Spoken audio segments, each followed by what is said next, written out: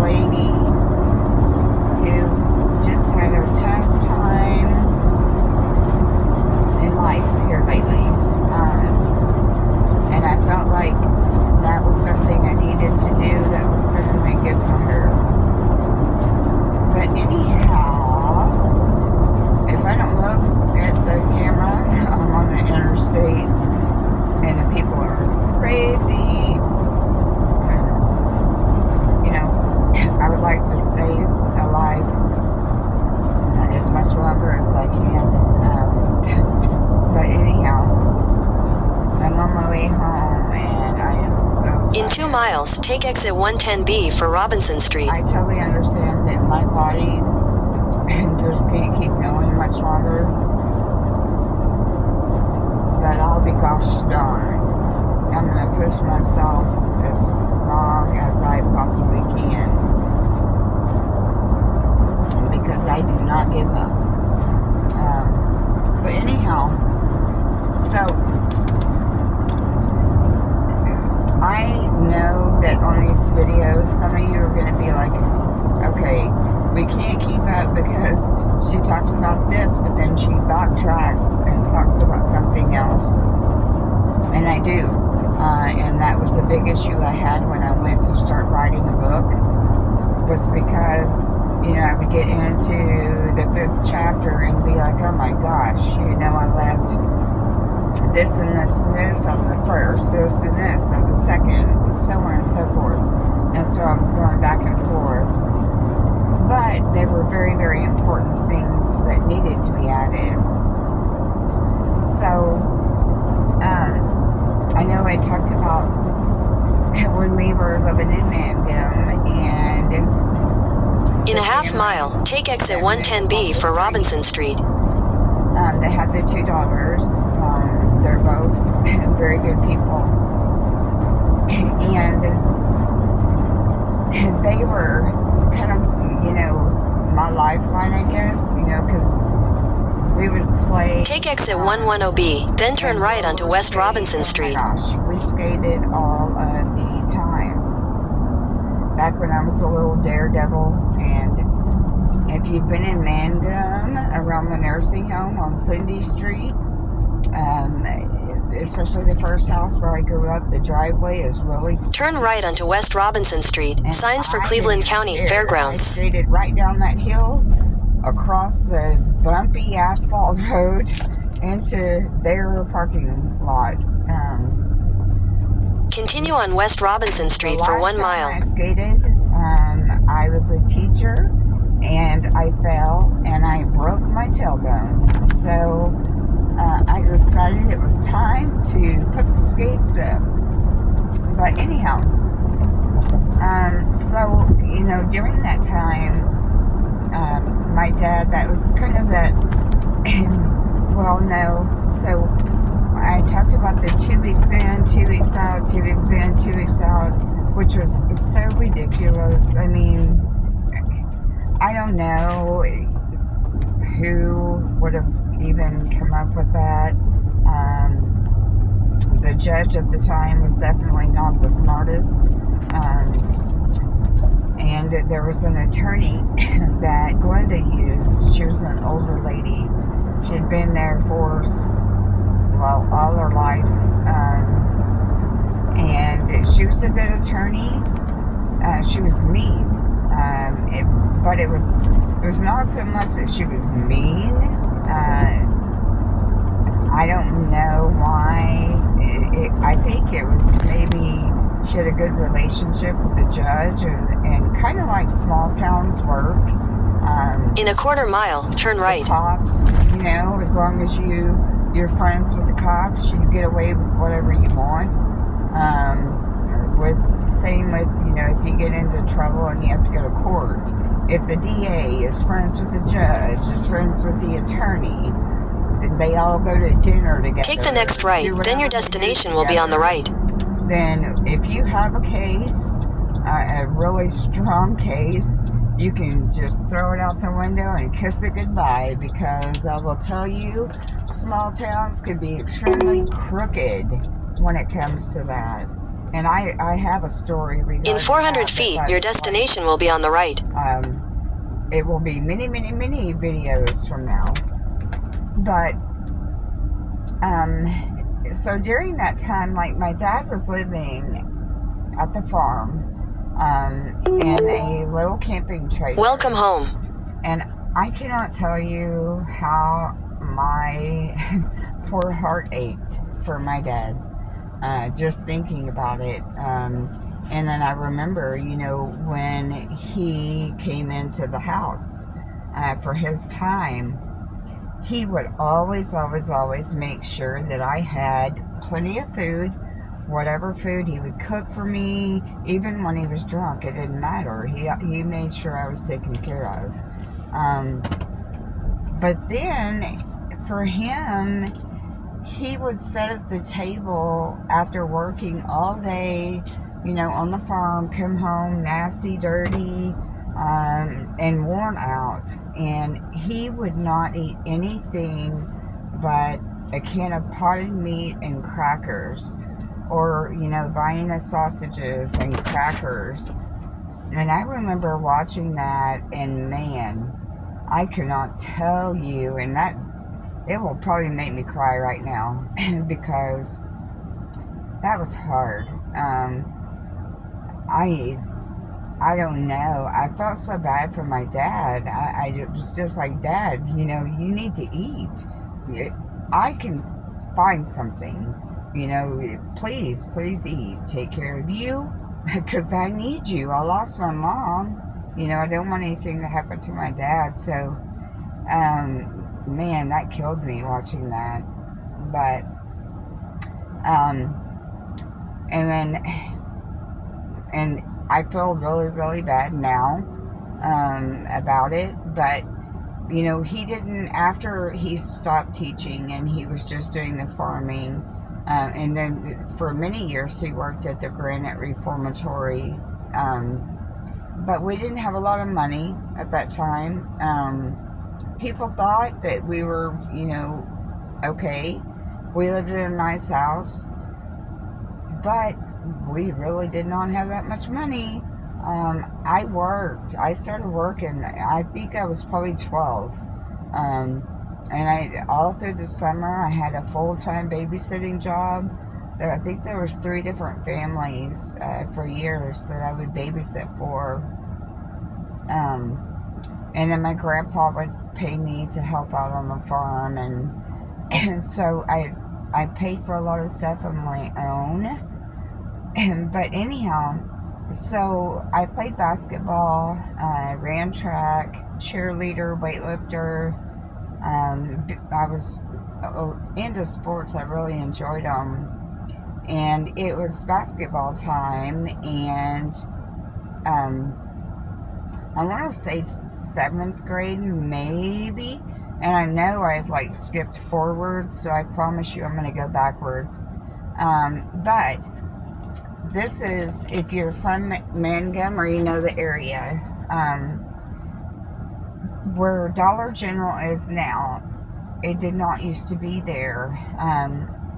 There was a little building on the corner, kind of right across the street, maybe catty corner, because at one time where there was a movie where you could go in and rent movies. And when I was growing up in junior high and high school, that was like a dance hall. And they had a pool table and stuff up front. And then in the back room, Dwayne Avery, you know, he was like the DJ in this little booth type thing and played music. And oh my gosh, I miss those days. Miss. We had so much fun dancing, and the song Strawberry Wine. One of the sisters that lived across the street, she will appreciate that, because we loved the song Strawberry Wine, and we loved to drink some Boone's Farm strawberry wine and the peach. But anyhow, that is off topic. So our colors for Mangum for basketball was orange and black, and then there was some white. we went to where the old Dollar General was when they very first opened one up in Mangum, which was a liquor store at one time, and it was a tiny, tiny, tiny building. Um, and I needed basketball shoes, and the only money or all that my dad could afford was a pair of, I guess, well, of course, off-brand high-top tennis shoes from Dollar General, and they were white and maroon. And I will never forget it because I was so embarrassed, so ashamed to wear them back then because, number one, they came from a Dollar General, but number two, mainly because they did not match our school colors, and like all the kids on the team, they had shoes that matched. Mine didn't, and so I was so ashamed and so embarrassed. And then I look back at that now and I think, oh my gosh, my dad worked his ass off, at the farm all day long, and did not make much money at all. And, he bought those for me because he knew that I needed basketball shoes. And for me to think back and think how ashamed I was of them, man, I think I must have been a pretty crappy person. But when you're young like that, you want to fit in to those in crowds. And when I was teaching, of course, I'm jumping way forward, but I did a lot of life skills because those kids, it did not matter what subject I was teaching. It could have been special education, it could have been English, it could have been algebra, biology, any life skills class. They were going to learn about life from me, because I felt like that's something every student needed to know. And, it didn't matter where you came from, whether you had gang members for parents, whether you were born into a gang, whether you were from the other side of the tracks. I didn't care, because a kid is a kid is a kid. And they need to know how to navigate through life and learn how to make the right decisions. And because I grew up watching so many things going on and witnessing so much, I felt like, number one, I knew a lot of the kids were living in similar situations that I had lived in, and so my heart really went out to them, and I wanted to help as much as I could. So jump back. But anyhow, when I think about the shoes now, it breaks my heart, because I know my dad did his best. And like, I was my dad's number one fan. And, we would go to the bar, I would go to the bar with him. And I had fun. Yeah, my dad was getting drunk, but he was having fun. He wasn't picking fights. He wasn't yelling and screaming and acting like a raving idiot.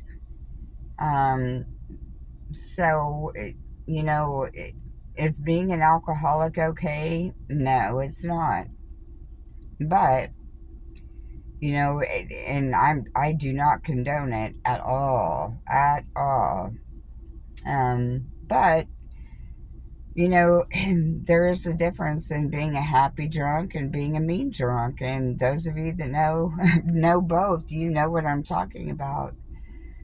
So, I think kind of just on the lesson I want you to take from this video, because I have to end it, I just got home, is it does not matter, how much money that you were born into, or, say hard times hit. If you see your parent working their butt off trying to provide for you, please, please be grateful. Be grateful that they're there for you. Be grateful that they care enough to buy those things for you. Because you know what? He could have easily went to the store and bought a 12 pack or an 18 pack and said, no, you don't need basketball shoes, but he didn't. He spent that money on my shoes. Did I like them? No, not then, but now, yeah. I mean, I'm just so grateful when I look back that, hey, he did realize I needed them, and, he took the time to take me to get them. So if you see your parents trying, please be grateful, because I promise you, I have witnessed, I have lived through. I have taught so many kids that had parents that did not care. They were not in their life. And even if, they might have lived in the same house, they still had nothing to do with their kids. And, in my family, they were not affectionate. Like, no one, I can't even remember ever getting a hug from anyone in my family other than, my grandparents. No, I love yous, nothing like that. They were not that kind of people. And when you live in one house and you go through that, but then you go to your grandparents and you have your grandma telling you that she loves you all the time and hugging you, even though my grandma really messed me up in my head, God rest her soul, I love her. But she did a lot of things that were really twisted.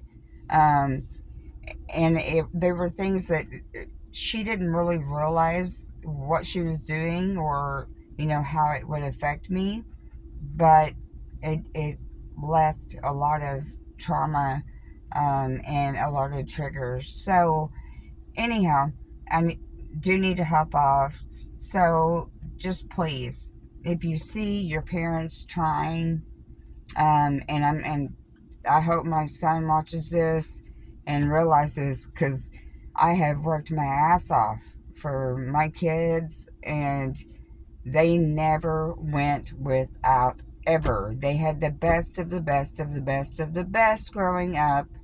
There was not a birthday, a Christmas, and nothing ever went by that when I had, me and my ex, I don't even know why I was with him. That was stupidity. But anyhow, I bought them anything they wanted. And I I can't even begin to say, yeah, that was my fault. My kids were spoiled rotten, and it affected the way they see things today, and in a way, kind of mistakes that they've made, because they were used to getting their way, and then they grew up and realized life does not work that way. So again, be grateful, okay? Have a great Sunday, and I will chat with you later.